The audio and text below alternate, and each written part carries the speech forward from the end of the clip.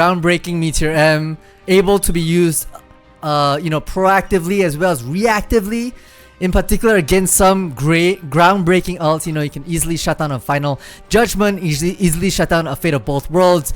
Brilliant ban, nothing too surprising there, and they're going to go ahead with that to lock in, Emma Frost, who power hungry to say the least. Great crystallization plays, plus some movement denial, as well as a disgusting ult to say the least. Yep, an early Loki ban from both sides. It looks like just the threat of a dive composition from both of these teams is just way too potent, so they're just gonna ban away each other's Loki's potential, as we do see a bit of a variety coming in with the Psylocke ban on the side of Gen.G and the Ultron on AT. Yeah. If this is the adaptation that AT are going for, this is probably their best shot.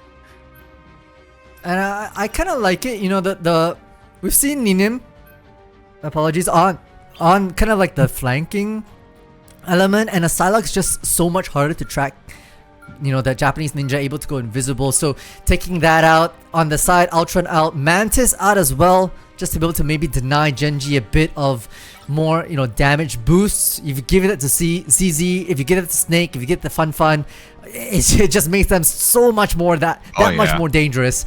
So perhaps not, plus denying them that Guardians team up as well, so a 2-for-1er. But Luna Snow, so important, and now having their chance to lock it in, they will do indeed.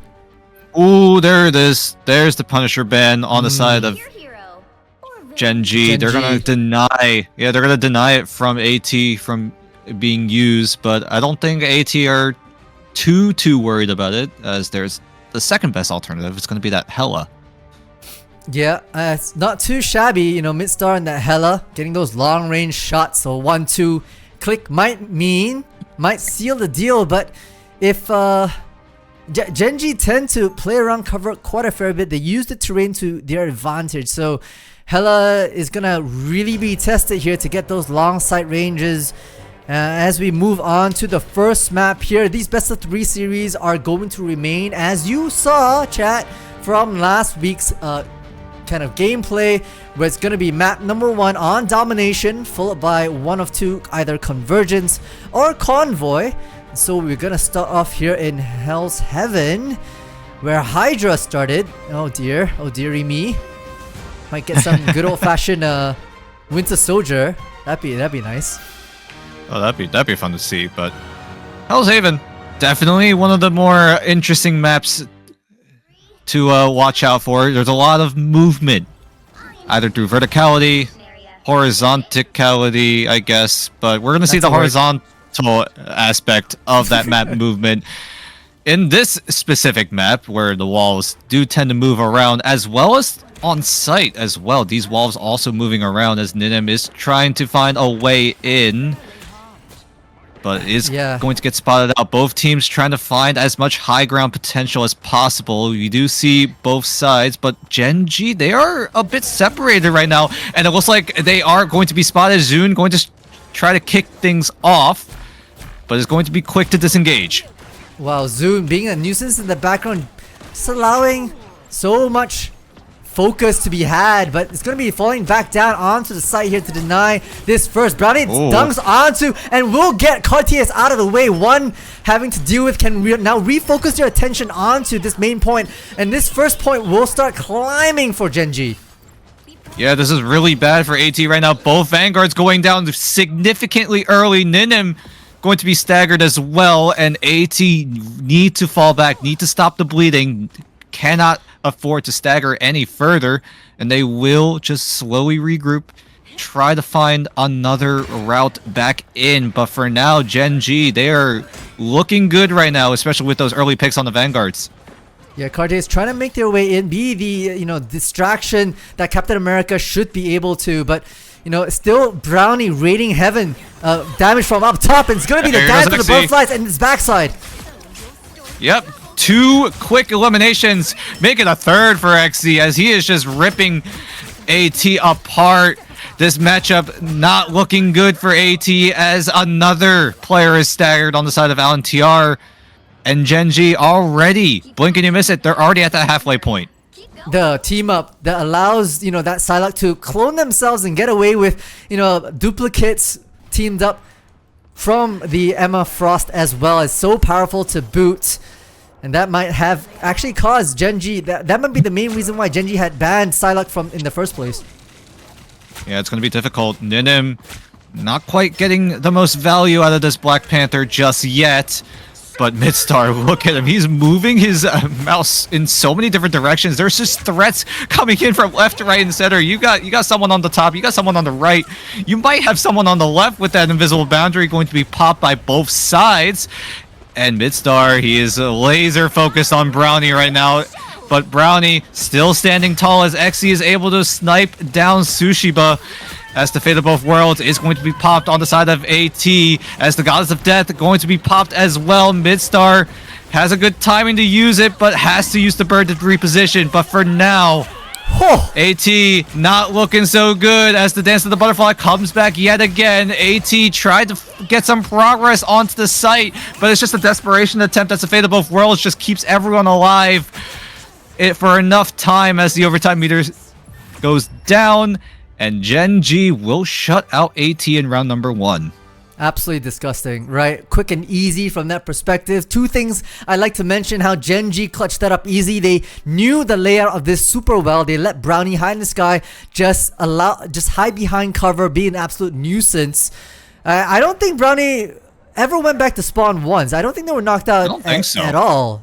Right, so that, you know, it is that ever-looming threat from a good Human Torch to apply pressure, plus Zune and ZC, right? XZ, sorry, being able to really work their methods around the map. There are so many intricacies up and down, and they use it to their advantage.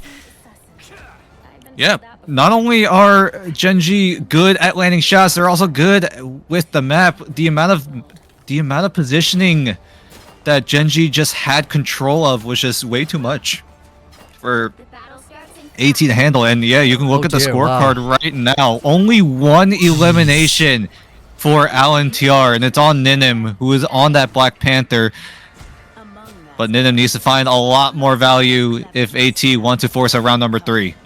Yeah, all eyes on Cartiers as well, right? Like being, you see the counterpoint between these both Captain Americas. Obviously, one of them is doing significantly more in terms of being able to draw attention and resource away from the main group here. Yep, Brownie figuring out the best positioning for the time being. Freedom Charge is available on Cartiers. Silent Seduction is available on Zaltnik as well. AT have 2 Vanguard ultimates to work with. It's a matter of time of when they'll use it, as Cartiers actually finds an angle onto 2 of the strategists. Ninim is going to be able to clean up house, and that's going to be no heals for Gen.G for just a few more seconds. That's good. That's good for the side, but ZC makes it worth their while. Funfun still on site to be able to maybe get away with it. Nope. Off he goes. Works that magic, and suddenly AT start to get themselves back into the game here. Yeah, signs of life coming in from Alentiar. Great to see. If we want to see a competitive series in this first opening matchup of the playoffs. But for now, Brownie doing what he did best in that first round, just positioning up on that high ground, trying to make this Human Torch as annoying as possible. But keep in mind, there are so many ultimates available on Alentiar as both Captain Americas are going to use the Freedom Charge, but somehow, some way, that Freedom Charge isn't going to do a damn thing as Gen.G are able to stagger 2. A stagger 2 indeed. This forces out, you know, Fate of Both Worlds coming out from Sui to be able to make some space. Invisible boundaries to be able to maybe deny some coverage as well. Invulnerability to say the least. Brownie can't do anything more. The Silent Seduction at some point in time, not to say the least. But it's gonna be ZC. Oh my gosh. Disgusting Dance of the Butterflies. Cleaning up shop. Bass comes out, but not enough. As they find a 4K and the point to boot. You have Xe putting on an absolute show right now. This Psylocke has been quietly carrying Gen.G right now, as he will be the reason why Gen.G are able to secure the point for themselves in the first time in this round number 2. But for now, Alentiar, they're looking to fight back. They are going to use the Eternal Bond, but the Fate of Both Worlds is going to be popped as well. But Xe can't quite get into it in time, as Sui is able to just laser him down. as Supernova going to be popped by Brownie. It's the secondary carry of Gen.G that is going to try his best to zone away everyone of AT. And it looks like he will do so successfully for the time being. But Cartier's, he has other ideas. He wants to look for a way in, but quickly will back out and reposition. Yeah, Midstar does have the goddess of death as well, and there's no defensive ultimates from the side of Gen.G, so that might be the way in as Cartier tries to take that back line. It's both strategists trying to out-heal each other. Couldn't quite get the finishing blow just yet. Midstar did pop the Goddess of Death, but Fun will respond with the Silent Seduction. Will he find any sort of CC? Not quite, as Brownie is able to find a quick elimination onto the Hela, as Cartier's will respond with more and more eliminations. Both sides trading with each other, and it's a dead even trade so far, but Gen.G still holding control of this site, as Cartier's trying to jump his way out, but he cannot get out. Oh, Ninim will be able to get out of there just in the nick of time. Oh, Fun actually provided the portal just to be able to get and prevent any further staggers, but will be unfortunately late to the game as Gen.G now hitting 90%, looking to maybe have one more push here. There's the portal. AT. The desperation portal coming in from AT. They need to win this fight now, or else they risk losing map number 1. AT jumping in and out of that portal, but Doturi still finding an opening onto Ninim. Brownie will do the same as both strategists go down on the side of AT, and that's going to be it, it seems, as the overtime meter goes down, and Gen.G in a commanding fashion take map number 1. Yeah, commanding indeed. You know, I felt like despite the fact that Gen.G were playing kind of on their own, you know, maybe 2-3 camps of players spread across the map, they were able to capitalize and move upon their opponents as a coordinated effort. And that was precisely how they were able to get the drop on some of these players, as well as, you know, MVP going to the side of XZ being the showstopper of a Psylocke. The Dance of the Butterflies doing so much work, 17 final hits to boot. Yeah, great showing coming in from XC. This Psylocke has been an absolute pain on the side of AT, as Ninim on the Black Panther couldn't quite find as many openings as he wanted to. We saw one good play where he was able to team up with Cartier to just collapse onto Gen.G's strategist, but other than that, it was just all Gen.G. They were the ones in control. They were the ones in a commanding position for the most part. And yeah, a lot of people are saying it. Ninim on that Black Panther probably should have swapped out to something different, but AT, they had to work with what they knew best, and unfortunately it just wasn't enough to cross the line in this map number 1. I also want to point out the healing, right? Like overall Gen.G, like 21k healing, but there's been so much more healing, almost plus 35k healing from the side of Alentiar, which actually goes to show something, right? That positioning from the side of Gen.G is maybe more superior. They're able to really play around cover. They don't need to go back to their healers more for heals, and therefore can apply further pressure on their opponents and have a higher efficacy rate, right? So these are just these small stats that come out that really speak wonders and tell the story behind the way these teams play. Yeah, and like you said, the positioning, these micro plays that Gen.G were able to pull off. There's even a fight where we slightly mentioned it, where Fun switches over to the Doctor Strange to just help his team get onto the site without the risk of getting staggered, and then quickly switches back to Emma Frost. And these kinds of plays, these micro plays, they stack up, right? They will matter in the end if you make enough correct plays. And Gen.G, with the positioning, with that small little Doctor Strange adjustment for a brief moment, is what it took for them to get the edge onto Alentiar in this map number 1. Yeah, amazing stuff, you know, just to be able to look out for every single player on your side and protect them.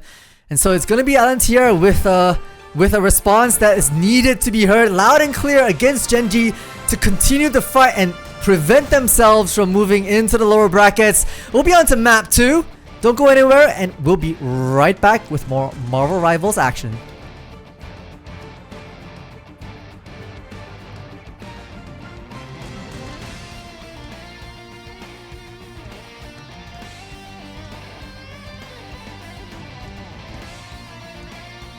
But you know, it's gonna be on the shoulders of Alentiar to come up with something different. Find something different indeed is what AT need to do. They're trying to spice things up by choosing Spider Islands for this map number 2, but one thing's for certain is the Magneto not going to show up, which might be the entire series. You know, I just thought about it. Gen.G have not lost the series, but they did lose one map, right, to O2 Blast. And that was Araco, right, the newest map to grace our presence here, which might have caught Gen.G off guard. And so I was just thinking about that. I possibly should have mentioned that earlier. But once again, you know, these hero picks and bans haven't really changed thus far. No, Araco would have been a cool pick for Alentiar to pick up, especially since they really like the dive composition. It's a little bit surprising now that I think about it that AT haven't really gone for that pickup. It seems like Spider Islands is probably just their more comfortable option. They're not used to the intricacies of Araco just yet. And it looks like Spider Islands is their next best alternative as, that's a good adjustment for Alentiar to get rid of that Psylocke. Yeah, ZC having that Japanese ninja out of hand is probably the right thing. And this actually opens up Gen.G to choose an Ultron, right? Like you saw in the past, I think Alentiar had banned out the Ultron, but this will be allowing Gen.G to open things up. So once again, you give, if you want to adjust, you will be giving up something else. Ultron meta coming in strong, not the strongest of healers, but if you can group up together to get yourself, you know, within the AoE of that heal bot, it can do quite wonders. And so wondering if this is signaling something for the playstyles upcoming. Oh, Gen.G banning out the Human Torch. That's a very, very good ban. Now that I think about it, especially with the Ultron being locked away, saved for both sides, it's gonna be the thought on Alentiar. They want to go for the flying characters, especially with Ultron in play, but Gen.G, they saw right through it, and they just quickly ban out the Human Torch. It's going to be a big question mark now on AT as to what they're going to use instead. Punisher is available right now, but it doesn't seem like both teams are opting to run it just yet. We'll have to see after this little fly-through. There's a lot of aerial space that can be contested in these first 2 phases. So, you know, hopping onto a flower is probably your best bet as the Ultrons do come out. I feel like Ultron as a single strategist, as a part of a 2-stack strategist, isn't really enough. But as we saw on that stats page from Mat 1, Gen.G can get away with extremely low healing. And so having just 2 strategists, one of them being an Ultron, might be enough, and this allows more flexibility to their composition. Yeah, but that's exactly what they opt for. Actually, both teams opting for 2 strategists. Looks like a traditional 2-2-2. Ninim, staying true to what he knows best, is going to stay on that Black Panther. As Brownie doing the usual. His regular job of just great positioning and great spacing. As Sui trying to do his best to do the same. As Zoltnik actually opts for the Iron Man. We've seen some crazy Iron Man ultimates in the past, but he's going to have to show up again as he does get taken out. Immediately Snake with the double as Gen.G look to defend AT from moving this point.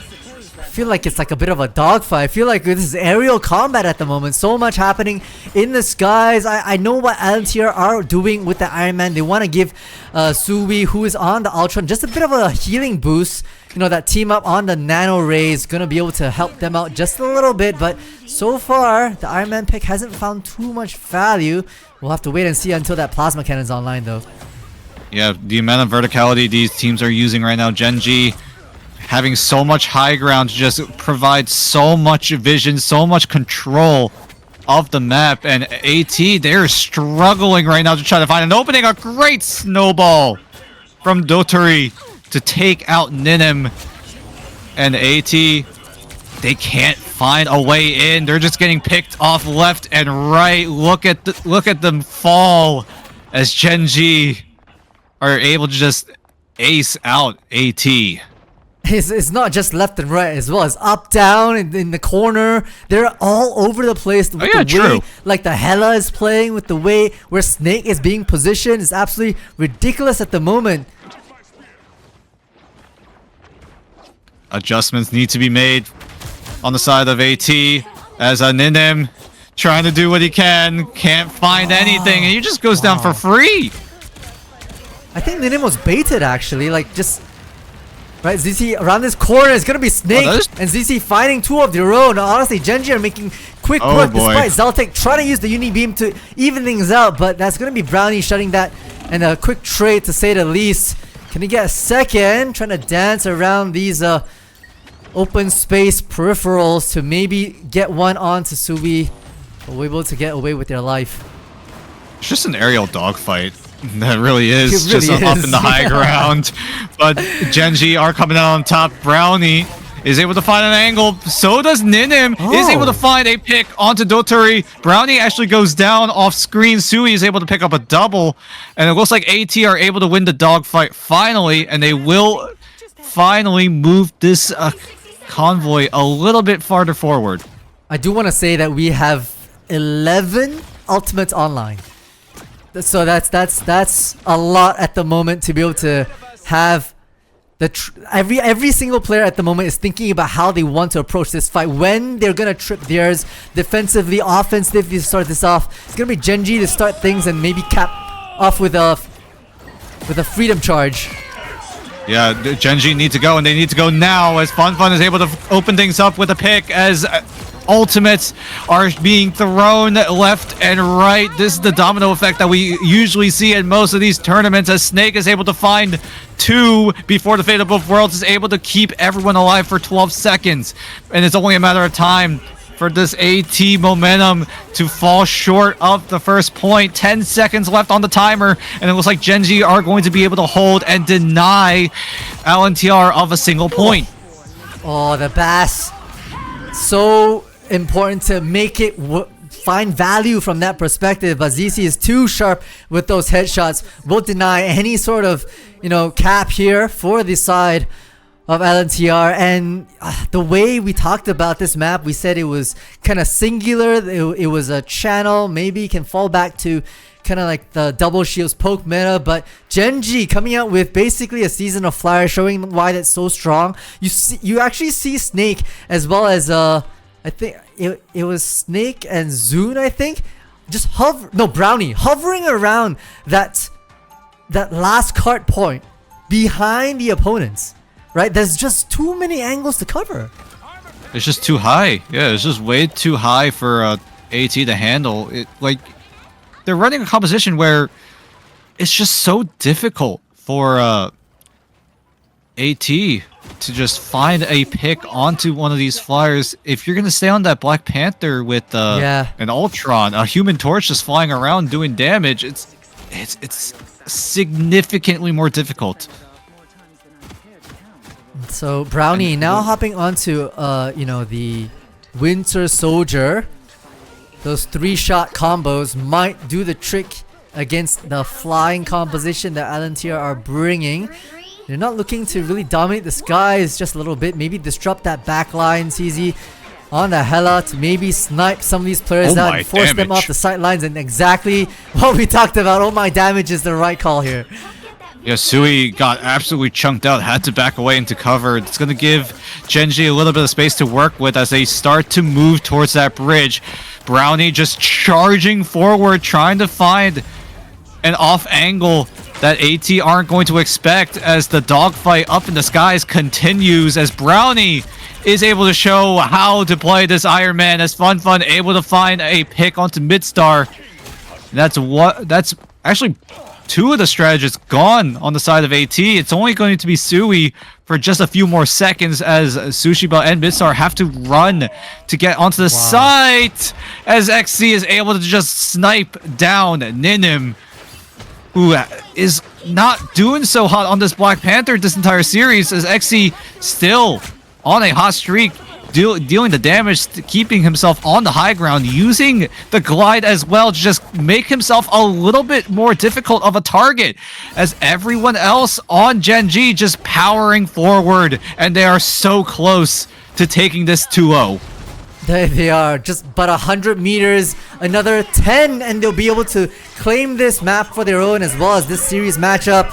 A Rage of Ultron popped pretty early, and there was absolutely no way for them to Alentiar for even contest the site. It's gonna go the way of Gen.G, and they remain in the upper brackets here.